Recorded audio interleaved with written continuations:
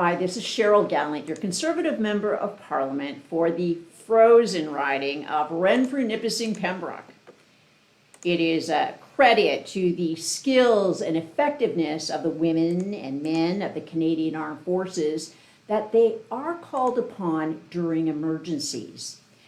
As the Member of Parliament for Garrison Petawawa, the largest Canadian Armed Forces base in Canada, it is my duty to ensure those serving members have all the support they are due. When Parliament resumes next week, I will be seeking answers as to why Canadian Armed Forces members are being sent to Latvia without even the option to be vaccinated, despite a recent outbreak in theater. At the same time, deployed military members are being denied the option. Vulnerable prisoners are getting vaccinated. A number of Canadian Armed Forces personnel have already been diagnosed with COVID while serving on our behalf.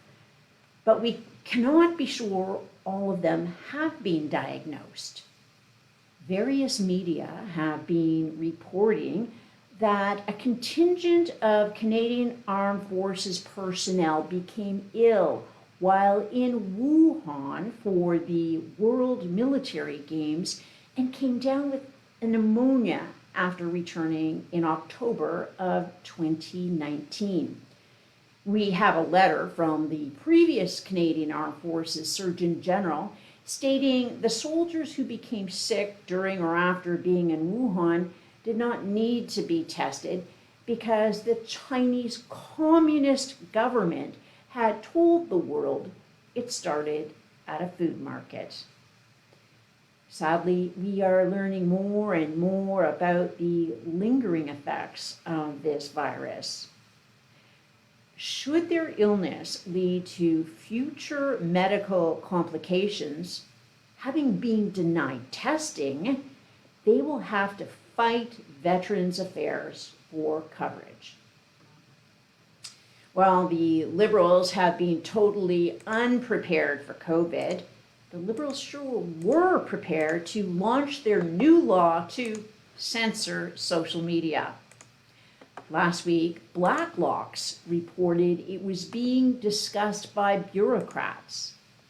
This week, the minister says he's bringing stricter regulations to combat hate speech. Canada already has laws against hate speech. They're using the opportunity to silence anyone who's against this government. The Liberals can change the rules when they want to for themselves, but when they need to approve a single regulation called for by law, they stall. The Prime Minister himself voted in favor of my private member's bill 7 years ago. That bill, now law, calls for the government to set a limit on the fees disability tax credit promoters can take from their clients. The Liberals have stalled it from being implemented. They don't care about helping Canadians living with disabilities. I want to share with you an email I received from a Mr. Johnson who has given me permission to share his story. He was recently awarded the disability tax credit and received a $4,900 refund. He went through a tax credit promoter he saw on an ad in Facebook for. They sent him a bill for $1,300 for giving him an application form. He completed Part A, which is just contact information. His doctor completed Part B and submitted the forms to the Canada Revenue Agency. Now, when Mr. Johnson informed the company of this, they became upset And they said that they hate it when doctors circumvent them like this. Mr. Johnson then became suspicious and started looking more into it. He didn't realize, though they say it was in the contract he signed, that they would be seeking 25% of his refund. Now, this company is sending him threatening letters. They told him they'd open a collection record, report him to the credit bureau, and take him to small claims court. Typical collection agency bully behavior. What is atypical is when they said they would, quote, review past employers and review CERB benefits since April of 2020. I've called these companies predators before, but this goes beyond the pale. It's one thing to demand money you think your company is owed, but to threaten to cost the client money as revenge is appalling. Learning of another Canadian falling victim to one of these predatory companies when it should have been stopped years ago is infuriating. I'm disgusted with the Liberals, and every Canadian should be. But we're supposed to be, and we're being encouraged to lower the temperature. One of my Conservative colleagues co-wrote an op-ed with a Liberal MP, Anthony Housefather, calling for civility. Anthony is the Member of Parliament from Mount Royal. Do you know who else is from Mount Royal? A company shaking down Canadians living with disabilities for cash is from Mount Royal. The same predatory company which tried to fleece Mr. Johnson, and when he would not pay, they threatened him with revenge. That same company is from the riding of Mr. Housefather, or Mr. Why Can't We All Just Get Along? This is actually not the first time I've mentioned Anthony and the disability tax credit. In the fall, I asked the government during question period why it had not passed the regulations to protect Canadians living with disabilities.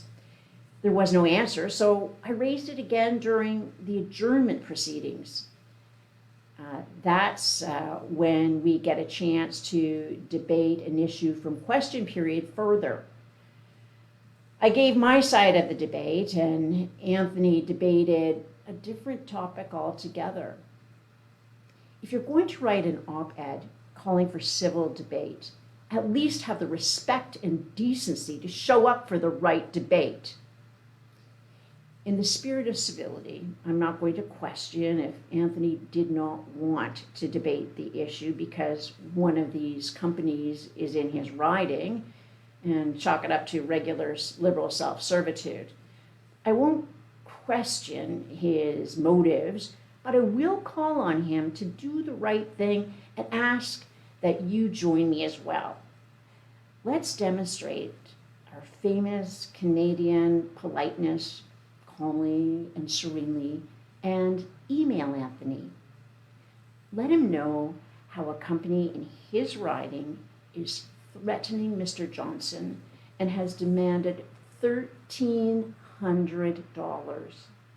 Let him know his government has had the power to stop these companies, but instead gave them the green light to fleece Canadians living with disabilities.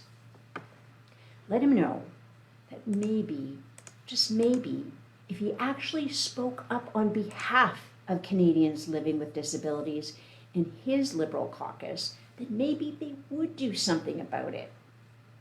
Remember, be polite, or the Liberals might censor you. Speaking of Liberals censoring, Trudeau is clearly plotting to call an election before the money runs out. Words leaked out that Trudeau plans to introduce regulations to ban hurt speech from social media. Calling for violence against a group or an individual is hate speech, and it is against the law. Hurt speech is anything which might upset the delicate sensibilities of radical activists. The radicalized liberals pushing for this censorship are actually using the argument that speech needs to be censored to protect public safety. Self-appointed, self-anointed, so-called guardians of free speech and democracy are demanding that MPs censor people on their Facebook pages in the interests of public safety. We have a prime minister who repeatedly wore blackface, groped a woman in Kokanee, obstructed an obstruction of justice investigation, used a pandemic to line the pockets of his family's friendly charity, and lied about all of it. That prime minister is now trying to sow fear and division by painting Canadian Conservatives as the protesters on Capitol Hill on January 6th. One of the questions I receive most is, how do we remove Trudeau? There are two ways.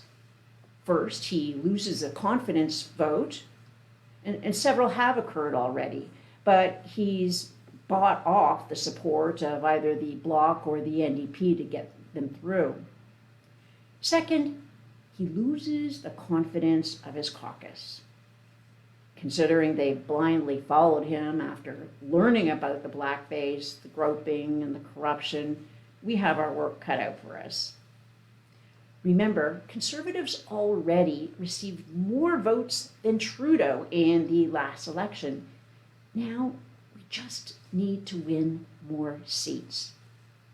We do that not by making Canadians who voted for Trudeau last time feel shame for voting for a racist, sexist, obstructionist liar, but by winning the argument about what comes next. The next election is going to come down to a plan to recover from last year. Trudeau has laid out his promise to spend hundreds of billions of dollars in new programs and pass the bill on to the next generation. The next generation has been suffering from online classes, social isolation, and a level of anxiety we never faced. They should not have to pick up the tab as well. A better plan is to remove the excruciating taxes from Canadians so we're left with more money in our pockets to start living again. That's the stark choice we have to make. We could follow the Liberals who are spinning us into oblivion for generations, or we can get Canadians working again.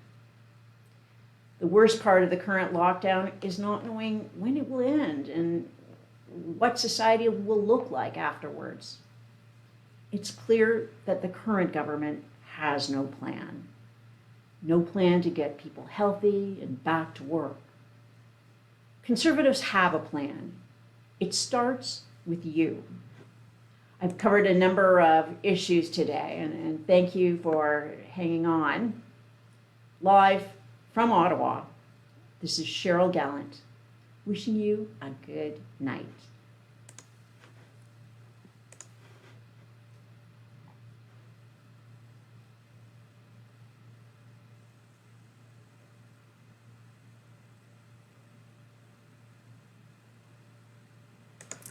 Nope.